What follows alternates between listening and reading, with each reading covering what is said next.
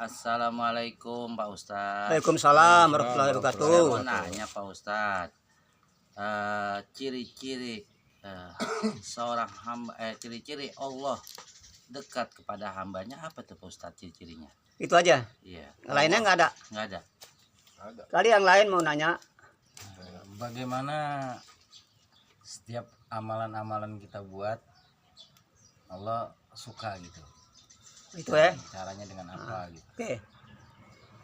Assalamualaikum warahmatullahi wabarakatuh. Waalaikumsalam warahmatullahi Nahmaduhu wa nusallimu ala rasul karim amma ba'da. Tahuilah pemirsa hadirin yang dirahmati Allah.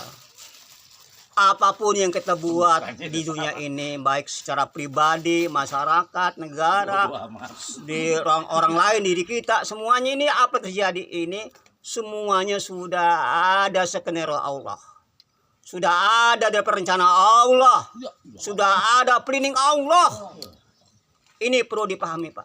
Iya, cirinya. Karena manusia ini benar la haula wala quwata.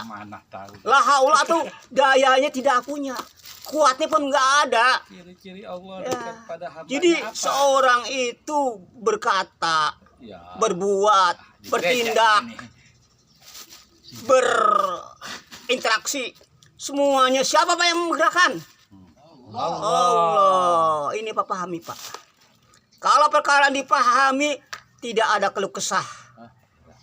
Menghadapi apapun kelakuan orang, menghadapi tantangan, rintangan, apalagi cemoohan, tidak ada. Nah tadi pertanyaannya tadi, bagaimana supaya ciri-ciri orang yang di Bukan ciri-ciri Allah dekat kepada hambanya. Nah, Simpel padat Pak Ustadz aja. Jadi- soalnya dia mau ganja ke pasar. jadi ciri-ciri orang yang dekat sama Allah ini, Allah dekat kepada orang. kalau dia merasa bersama Allah, kalau dirinya tuh merasa jalannya bersama Allah, ke warungnya bersama Allah, jadi dia tuh nyaman Pak.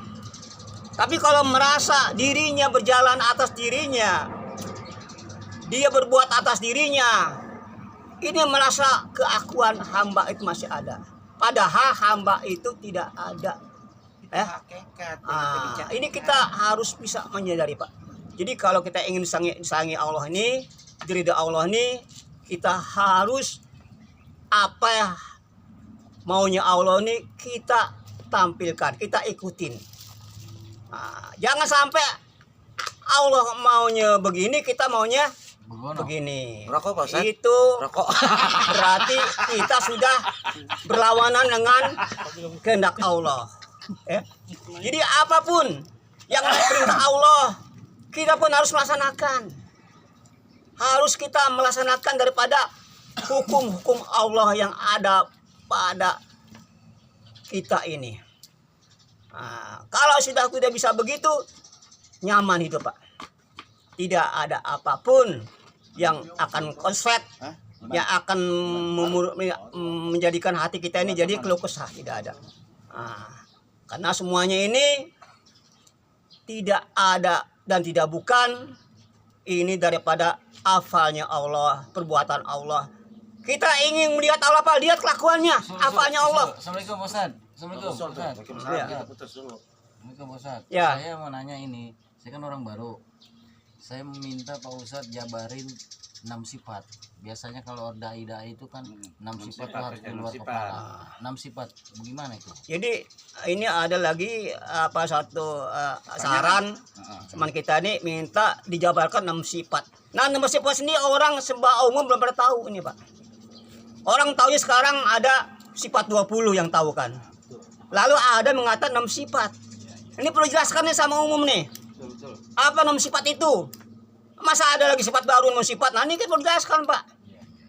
Sahabat yang Allah ridho ini, yang sehingga Allah ridho dengan sahabat, kuncinya mereka punya 6 sifat Pak. 6 pasti ini sarana untuk dapat pertolongan Allah dengan 6 sifat. 6 sifat cara Allah dekat dengan kita. 6 sifat cara Allah akan menjadikan tujuan kita.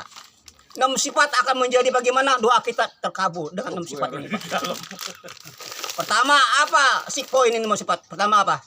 Pertama atas kalimat la ilaha illallah Muhammadur Rasulullah itu sifat pertama, Pak. Apa daripada dibalik hakikat kalimat la ilaha illallah. Kalau artinya kita tahu, ya Tuhan selain Allah, tapi apa makna dibalik itu? Apa hakikatnya? Hakikat artinya sebenarnya. Hakikat itu artinya sebenarnya hakikat. Yang lainnya baru hanya gambaran. Nah, hakikat itu aslinya, kebenarannya. Jadi la ilaha illallah selain Allah itu makhluk. Nggak bisa apa-apa.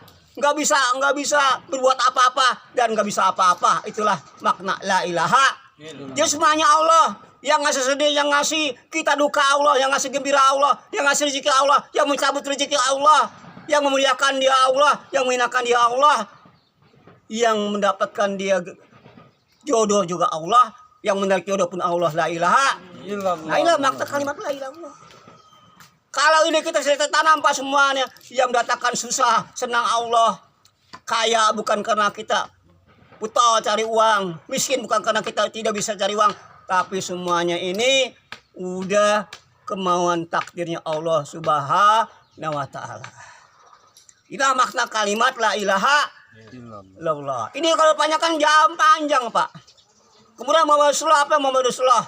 Itu Muhammad utusan Allah ya artinya secara johir. Tapi secara hakikat apa Muhammad Rasulullah nih? Yaitu kita tidak lagi merasa diri kita mampu. Kita semuanya ikut bagaimana apa yang dibuat Nabi. Semua cara Nabi itu adalah semuanya akan datang kerugian. Banyak jalan menuju Roma. Jalan satu cara hanya cara Nabi.